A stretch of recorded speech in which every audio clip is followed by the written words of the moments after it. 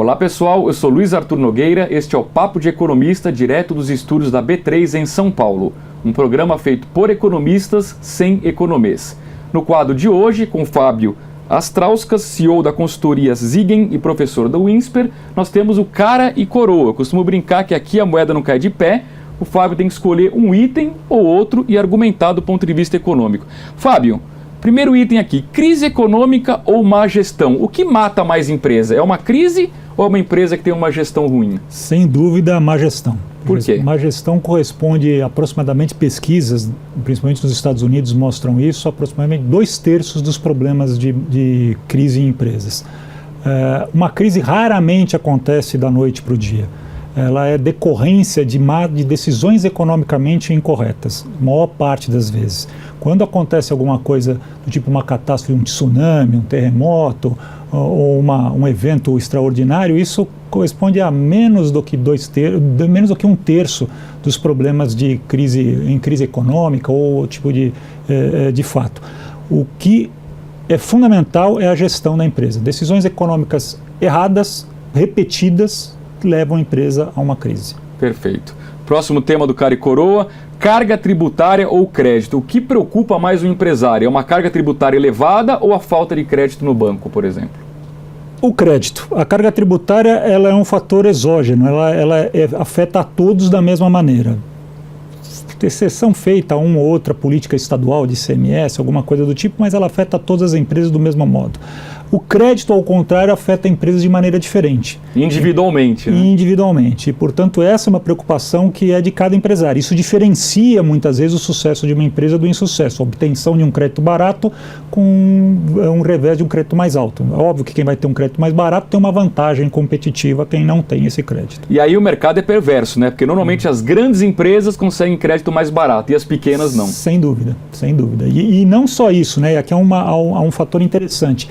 Aquelas que têm uma regularidade, que não têm inadimplência tributária, têm acesso a crédito governamental subsidiado. E as que não têm o CND, que não têm a certidão negativa de débitos, regra geral, estão expelidas desse juros mais barato e, portanto, vão ter crédito mais caro. Mais caro, perfeito. Próximo item do Cara e Coroa. O que é melhor para uma empresa? Ter a equipe 100% própria, todos os funcionários contratados ou terceirizar algumas áreas? Numa situação de crise, a terceirização é um fator de diferenciação importante a ser levado em consideração para a recuperação da empresa. A equipe própria traz custos fixos, a terceirização, custos variáveis. Se você está com a sua empresa em queda de faturamento, o custo variável caindo o faturamento, cai também o custo variável, você consegue segurar melhor uma situação de crise. Numa situação de crescimento, no entanto, a equipe própria pode fazer mais sentido. Por isso que a gente vê várias vezes um ciclo, né? Às vezes está na moda terceirização, às vezes está na moda internalizar. E isso depende muito do ciclo econômico. Agora, qual é o limite da terceirização? A atividade fim, que foi até um tema polêmico, debatido, é razoável você terceirizar a sua atividade fim? Essa é uma pergunta interessante. Eu não acho razoável estrategicamente na maior parte das vezes. É importante que a empresa, na sua atividade fim, ela tenha um know-how, um conhecimento específico próprio e não terceirizado. Perfeito. Vamos lá, mais um Cara e Coroa aqui. Capital aberto ou capital fechado? Qual é a melhor empresa? Ou não existe isso? Não existe. Eu acho que o capital abaixo não, né? O capital aberto ele é para empresas que já atingiram um porte e um tamanho de empresa que permite que ela possa negociar suas ações em bolsa, que ela tenha custos dessa negociação menores. É um processo ainda caro, embora venha sendo bastante incentivado no Brasil, e a B3, inclusive, faz um trabalho bastante forte nesse sentido, mas a empresa de capital fechado, elas têm algumas vantagens até do ponto de vista de legislação ainda, né? Então, isso faz com que a gente tenha um empate técnico entre as duas. Perfeito. E o último item aqui, empresa familiar ou empresa profissional? Necessariamente uma empresa familiar é pior do que uma empresa profissional?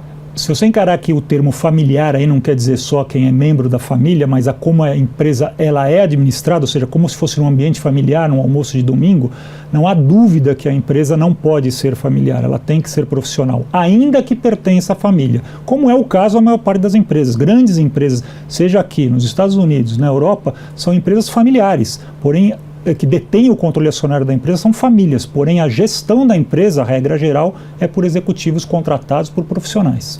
É melhor, via de regra, você contratar um profissional para o cargo de CEO, por exemplo?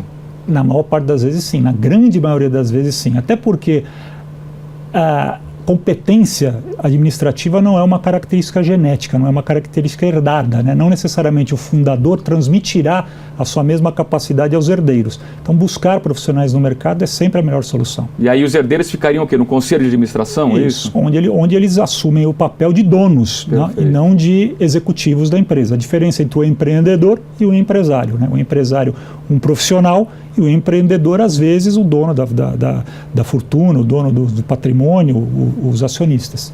Muito bem, esse foi o Cara e Coroa aqui no Papo de Economista com o Fábio Astrauskas, CEO da consultoria Zigen, professor do INSPER. Volta amanhã para o último bloco, o bloco das projeções econômicas. Um grande abraço e até lá.